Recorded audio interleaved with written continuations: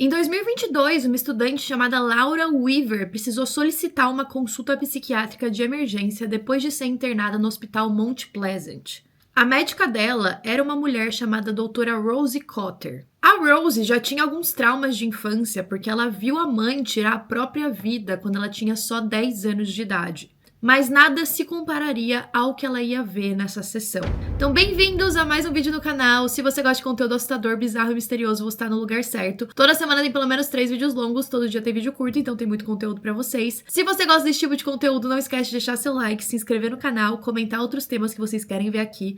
As fontes e os créditos estão sempre na descrição do vídeo. Esse vídeo vai ser um pouco diferente, eu não quero dar muitos spoilers do que vai acontecer, até vocês irem vendo e tirando suas próprias conclusões. Eu espero que seja interessante e aí no final eu explico um pouquinho, mas antes, por favor, não se antecipem, não vão lá ver o final.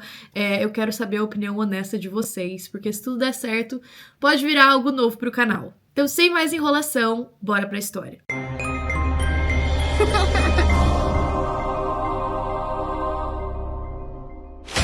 A Laura Weaver chegou na sessão com a doutora Rose dizendo que dias atrás ela tinha testemunhado um ex-professor dela, um cara chamado Gabriel Munoz, se espancar com um martelo. Isso tudo aconteceu bem na frente dela. Ela estava traumatizada e ela alegava que uma presença malévola estava assombrando desde então. Ela também dizia que aquilo estava consumindo a vida dela e que ninguém conseguia ver aquela coisa além dela. A doutora Rose foi ouvindo aquele depoimento e para ela estava muito claro o que estava acontecendo ali. Não era à toa que a Laura tinha sido internada naquele hospital. Ela claramente estava sofrendo com alucinações e ela poderia ser um perigo para ela mesma se ela ficasse sozinha. A Laura continuou afirmando que ela estava correndo risco de vida. Ela dizia que ela ficava vendo pessoas com um sorriso misterioso. A doutora Rose tenta acalmá-la de todo jeito, mas ela não parece sossegar. E em determinado momento, ela olha para um canto da sala de terapia e ela parece realmente ver algo que a doutora não tá vendo. A Laura começa a ter uma crise muito estranha e depois o rosto dela se transforma naquele sorriso bizarro. Como um dos itens da sala, nessa loucura toda, se quebrou, a Laura simplesmente pega um caco de vidro do chão e abre o próprio pescoço. Tudo isso acontece bem na frente da doutora Rose, que entra em pânico. Ela então sai correndo para pedir ajuda, mas é claro que uma investigação precisa começar. Afinal, uma paciente tirou a própria vida logo na frente da médica. Aquilo não fazia sentido, e um dos detetives que assumiu o caso era um dos ex-namorados da doutora Rose, um cara chamado Joel. E aí a Rose tenta explicar o que aconteceu naquela sessão. Ela disse que a paciente parecia normal, mas ela estava um pouco histérica, ela começou a falar de uma maldição, que ela estava vendo coisas, falando de um sorriso estranho, que ela não estava fazendo sentido. E é claro que os próprios investigadores não acreditam muito nessa história. Mas depois desse dia, a Rose começa a ver pessoas aleatórias com um sorriso no rosto em vários lugares diferentes. Isso acontece no hospital onde ela trabalha, na rua, e ela começa a ficar perturbada. Ela começa a se questionar se aquilo está realmente acontecendo ou se é algo da cabeça dela. Será que ela também estava tendo alucinações? Ela já tinha esse trauma do passado com a mãe que ela precisava lidar. E se essas questões estavam voltando agora para ela enfrentar mesmo e esquecer o que aconteceu?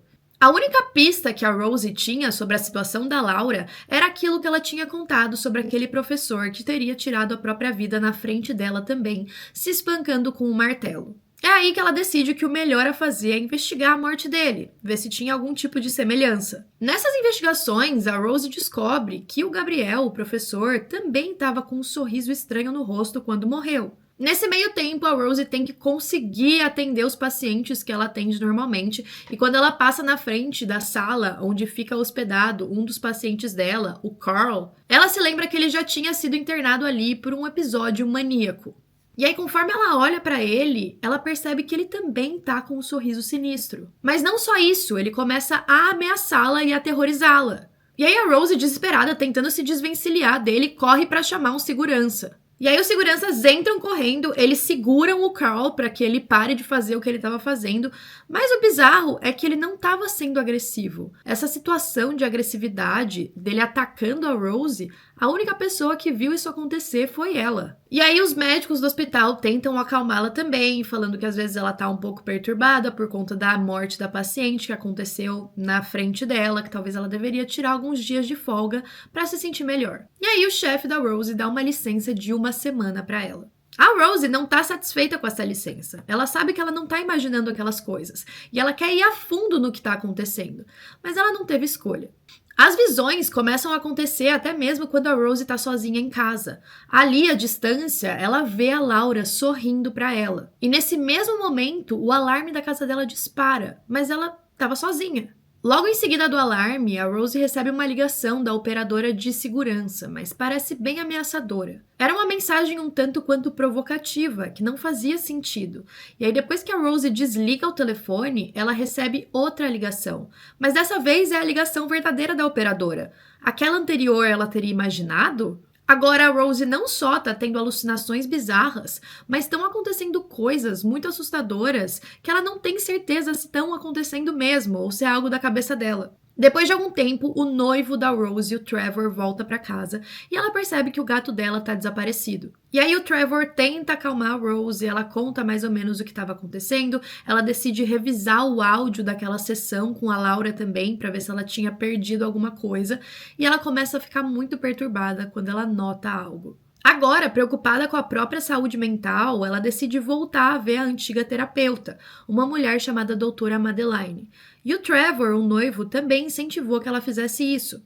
Ela já tinha traumas que ela precisava superar e agora tinha vindo um outro trauma por cima. E aí a Rose chega na sessão, ela conta que ela tá tendo essas alucinações e, de acordo com a terapeuta, isso foi causado por conta do trauma que ela experienciou quando ela era criança junto com a mãe. E aí a Rose falou, tá bom, pode ser isso, mas pelo amor de Deus, me dá um medicamento contra a psicose, eu preciso de alguma coisa.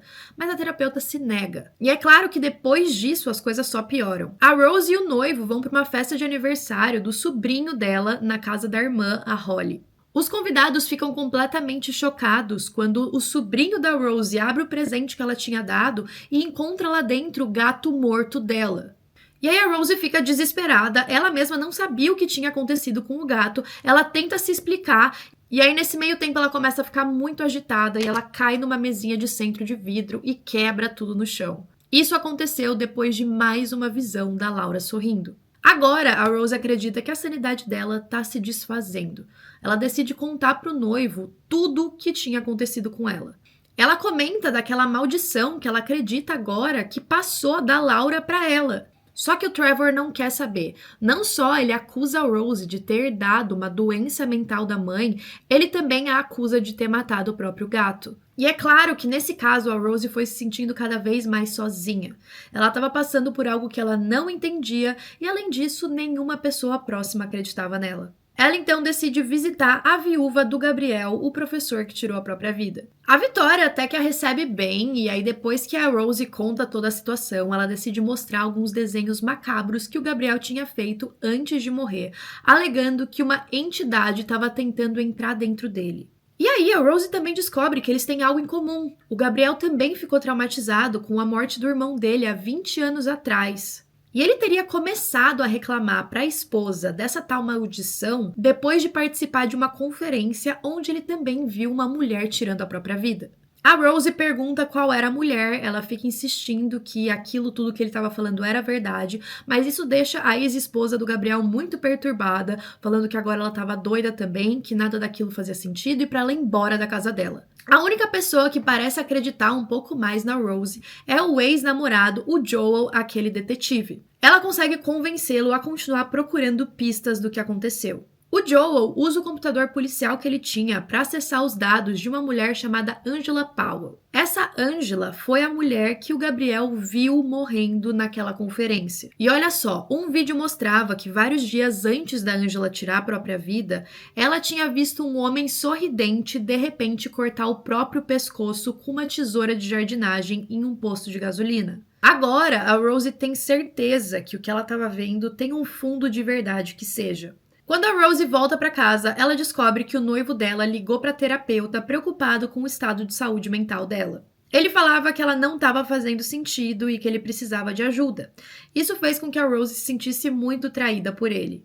Ela decide então sair furiosa de casa e ela fez diversas cópias de todo o material que o Joel tinha conseguido e leva para casa da irmã dela, na esperança de que ela pudesse ajudar e acreditar nela. Mas a irmã também não leva a situação muito bem. Ela fala que ela tá começando a se tornar como a mãe, tendo alucinações e sendo psicótica. Depois que ela decide ir embora da casa da irmã, o Joel liga para ela dizendo que encontrou 20 casos semelhantes envolvendo testemunhas de 19 pessoas que tiraram a própria vida. Mas tinha uma exceção, um cara chamado Robert Taylor. Ele viu o sócio dele tirando a própria vida.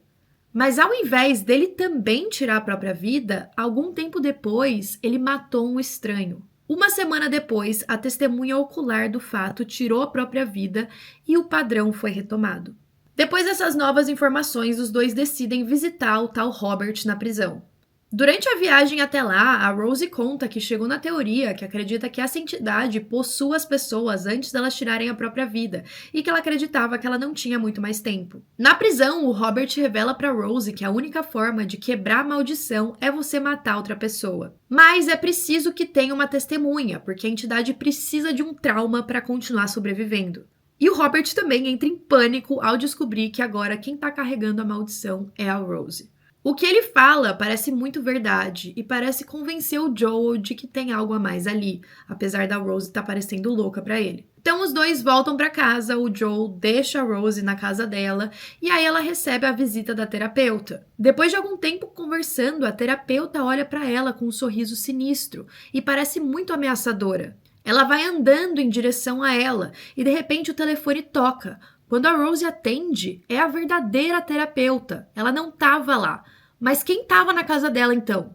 A Rosie vai correndo para a cozinha, pega uma faca e decide ir dirigindo até o hospital. Chegando lá, ela tem uma visão de esfaquear o próprio paciente, o Carl, até a morte na frente de um doutor que está lá, que então arranca o próprio rosto. Mas era tudo uma visão, ou coisa da cabeça dela, a gente não sabe. Só se sabe que o verdadeiro doutor encontra a Rosie no próprio carro, segurando uma faca, e tenta pedir ajuda antes que ela vá embora correndo. A Rosie vai fugindo de carro e ela recebe uma ligação do Joel falando que tem um alerta pra encontrarem ela depois daquele incidente no hospital. E aí a Rosie fala meio por cima que ela decidiu que ela vai confrontar a entidade, mas que ela não quer nenhuma testemunha junto, porque ela quer que isso acabe. Ela vai dirigindo até a casa abandonada da infância dela, onde a mãe dela faleceu. Lá dentro, ela enfrenta a visão da sua própria mãe.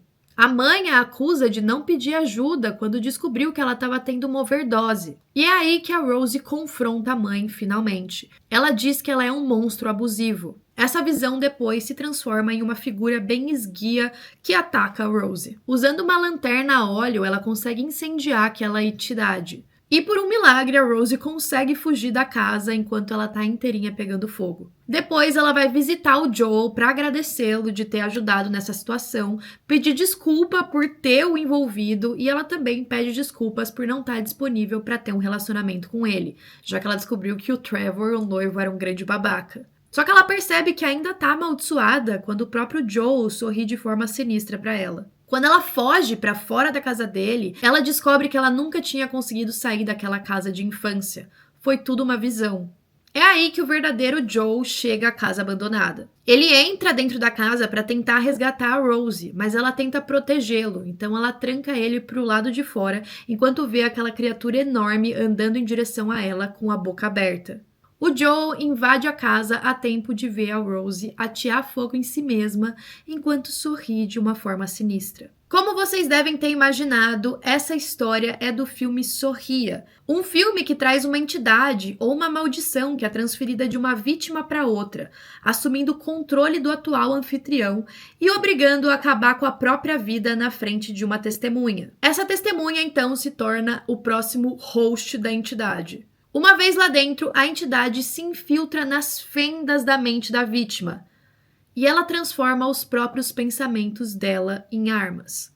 Essas armas são usadas contra essas pessoas gradualmente e com o tempo a entidade vai conseguindo assumir mais controle sobre a realidade da pessoa. Ela vai manipulando todas as percepções e ações dela. Eu confesso pra vocês que essa história me deixou bem interessada, porque é uma premissa bem interessante pra um filme, ou pra uma maldição. E eu tô trazendo esse caso aqui no canal, porque Sorria 2 tá prestes a estrear nos cinemas. Eu já assisti o filme 2 vezes, e eu fui convidada pela Paramount pra cobrir a premiere internacional e também fazer as entrevistas com a protagonista e o diretor do filme. Acho que é importante ressaltar que esse vídeo não é publi, eu tô querendo compartilhar com vocês também, porque eu ia postar só em vídeo curto, mas achei que seria legal fazer um vídeo mais longo mostrando as entrevistas e também explicando um pouco mais na visão do diretor e da protagonista sobre essa entidade. Algo que me incomodou um pouco no primeiro filme de Sorria, apesar de eu achar que tem uma premissa interessante e uns jump scares bons, é que no final do filme aparece a entidade, o monstro. Eu não gosto quando aparece monstro nos filmes. Eu acho que na grande maioria das vezes fica bem tosco. Apesar de que o vídeo dos behind the scenes, tipo o do por trás das câmeras dessa entidade do primeiro filme ter viralizado, porque é uma entidade muito bizarra. Ela tem uma boca gigante que vai abrindo e engolindo a pessoa. É até um pouco tosco, se vocês vão pedir a minha opinião. Então, assim, conforme eu for explicando pra vocês, eu vou inserindo os trechos da entrevista pra vocês saberem as explicações. Mas eu fiquei muito interessada no porquê o diretor escolheu mostrar a entidade. Pra mim não faria sentido, eu acho que teria ido muito bem sem ela aparecer. E o que ele contou foi o seguinte. There's a video from the first movie that went viral with the monster, like you making the practical effects and everything. And I feel like it's a very particular choice from director to choose to show the entity and everything. So why did you choose to show it? In the first film, it felt like, we had gotten all the way through that story, and we see all these different smiling faces. And to me, going back to that metaphor of the smile as a mask that we show the world, we as humans, we use it to mask what's going on the inside, but the entity uses it as a mask, to sort of belie its true intentions, right? And what's really hiding behind those smiling faces. And so there was something very fun about, in the final moments of that first film, showing people what was really in store. Em Sorria 2, a gente tem uma sequência direta do primeiro filme, então a gente vai saber o que aconteceu com o Joel, que foi o que ajudou a Rose, a gente vai saber também o que aconteceu com ela, e depois a maldição segue em uma pessoa completamente diferente, só que dessa vez essa pessoa é uma popstar. O nome dela é Sky Riley, interpretada pela Naomi Scott. E aí ela tem toda essa vida de glamour, ela também passou por um trauma muito grande no passado, e a gente vê que a entidade tenta escolher pessoas que passaram por traumas e que talvez tenham que lidar com esse trauma mais pra frente. E aí, além disso, ela começa a ver coisas estranhas e aterrorizantes na vida dela. Esse segundo filme é mais nojento, mais perturbador e mais sangrento que o primeiro. Achei também que tem bons jump scares. As mortes são mais feias e tem uma cena em particular que foi bem nojenta. Eu perguntei pra Naomi se ela ficou assustada em algum momento do set e na resposta dela, ela falou de uma das cenas que são bem perturbadoras e também o diretor contou um pouquinho de como que foi a ideia de trazer uma popstar para esse mundo e também o filme, essa questão do filme ser mais sangrento e mais perturbador. Olhem só. Naomi, this is your first horror movie, right? Yes. Was there a moment on set that you were like truly scared? No. Yeah, I get asked this question and that is the honest truth. It's more taxing and exhausting than it is scary because you're having to constantly ramp up to a very intense place, emotionally and therefore physically, and tear and snot, and your body is just constantly producing that. So it's more exhausting than it is scary. And also, I'm someone, I don't know what this says about me, but for example, when Lucas is bashing his face in with the weight, the special effects makeup that he had, when I was watching it, I found it so beautiful because I'm watching kind of from The Craft, and I was, saying to Jeremy, who was head of makeup effects, and I was like, oh, Jeremy, I was like, it's beautiful. You're doing great. That's kind of how I watch it and approach it on set. And also, Smile 2 is a direct sequence from the first one, but it tells a completely different story. So why choose a pop star to carry out this curse?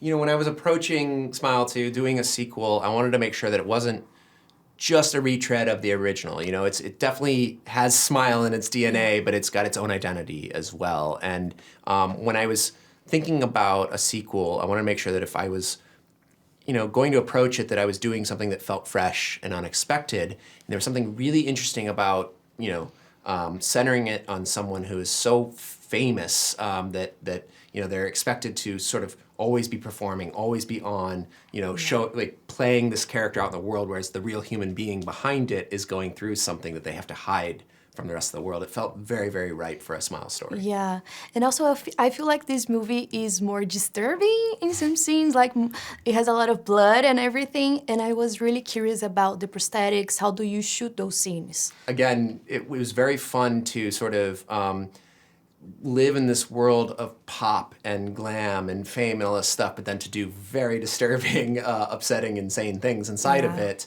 And I love practical effects. I grew up on them. I'm obsessed with them. I like to put as much in front of the camera as possible, and then use VFX as a tool after the fact to then help bring it to life. But for me, there's something, when you know that there's something really there, it just makes it that much grosser, that much slimier, that much bloodier. You know, I love all of that kind of stuff. Outra coisa interessante que eu perguntei pra Naomi é que o marketing do primeiro filme de Sorria foi muito interessante. Eles colocaram várias pessoas em estádios com esse sorriso sinistro, e aí você olhava, de repente, tava uma pessoa assim, olhando pra você. E aí, pra esse segundo filme, eles também fizeram um marketing muito legal. Porque como tem essa popstar, a Sky, eles lançaram um single dela antes do lançamento do filme, com uma das músicas dela. Então eu perguntei pra Naomi como que foi esse processo criativo, e ela falou algo bem interessante, que ela nem parece ela mesma no filme, porque ela também canta na vida real, né? How was your creative process for the songs? Because I feel like we were immersed in this universe right before the movie came out, Yeah. so yeah.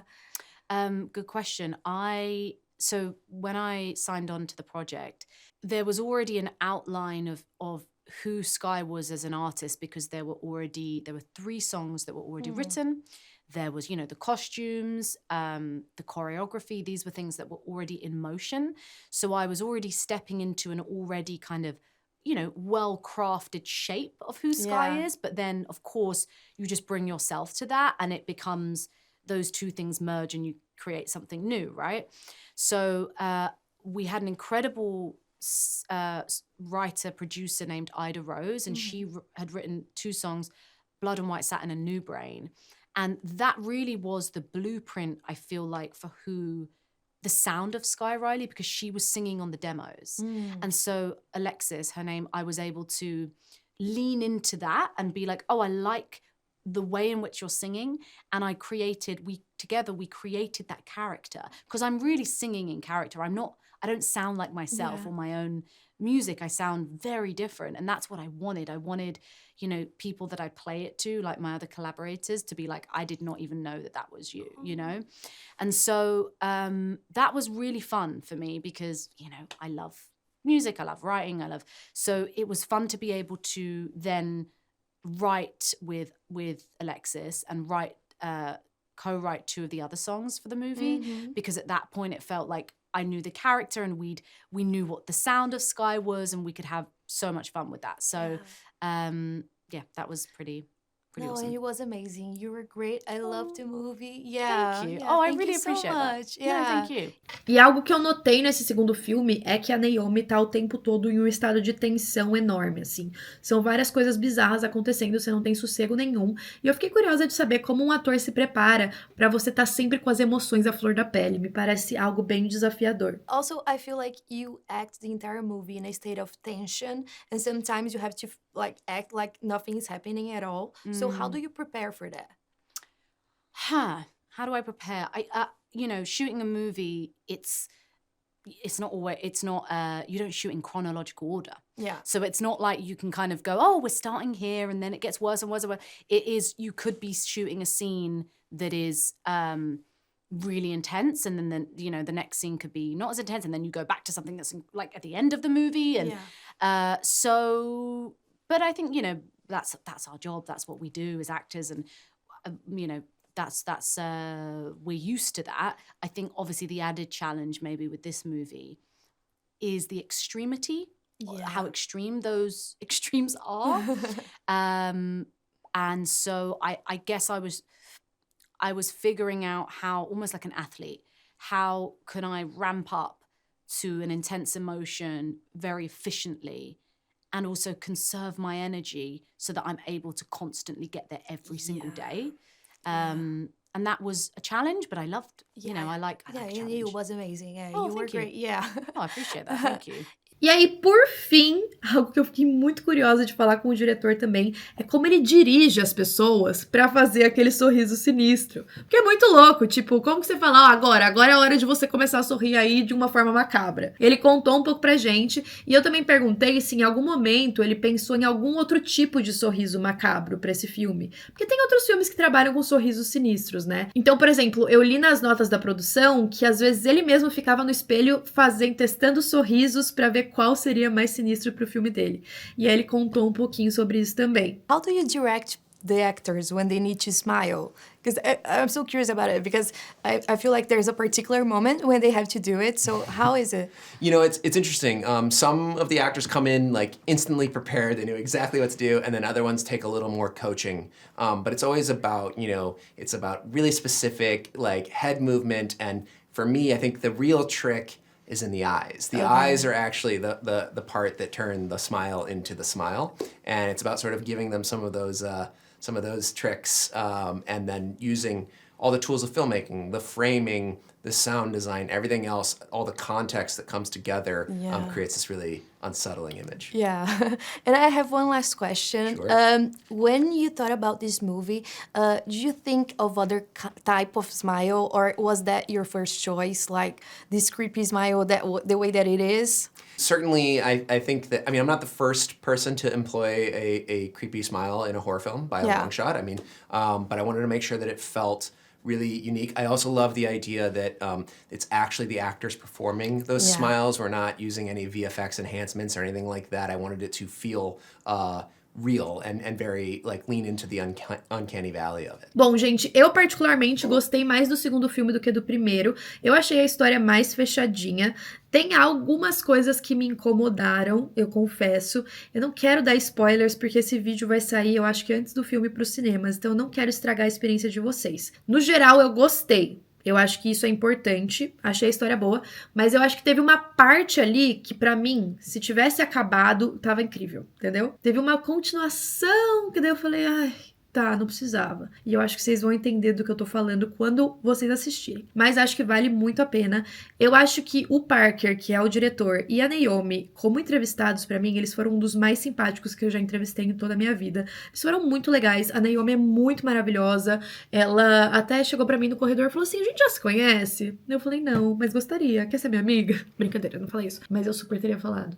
Enfim, gente, eu queria agradecer de novo a Paramount pela oportunidade, por ter confiado no meu trabalho de novo para essas entrevistas, e também a todos vocês que acompanham os vídeos no canal. E eu amo, gente, que às vezes eu trago umas coisas novas que eu tô até lacrimejando porque eu fico emocionada com isso, mas às vezes eu trago umas coisas novas e eu fico com muito receio de vocês não gostarem ou não abraçarem. E eu sei que isso é normal, não vai ser tudo que vocês vão gostar também, que eu vou postar aqui no canal. Mas eu fico muito feliz quando eu recebo feedbacks positivos de algo que eu faço com tanto carinho, que eu gosto tanto. Então é algo que eu quero continuar muito fazendo, além dos casos aqui. Eu acho que seria super legal a gente ter um quadro no canal para quando tivesse esses filmes pra gente contar, por exemplo, a história do primeiro, ou então fazer uma análise aqui e depois mostrar as entrevistas, ou fazer no estilo que eu tava fazendo já, de trazer uma história parecida, um caso real que também foi inspirado. Então eu quero agradecer vocês por todo esse apoio, porque eu não teria essas oportunidades se vocês não estivessem aqui assistindo. E assim,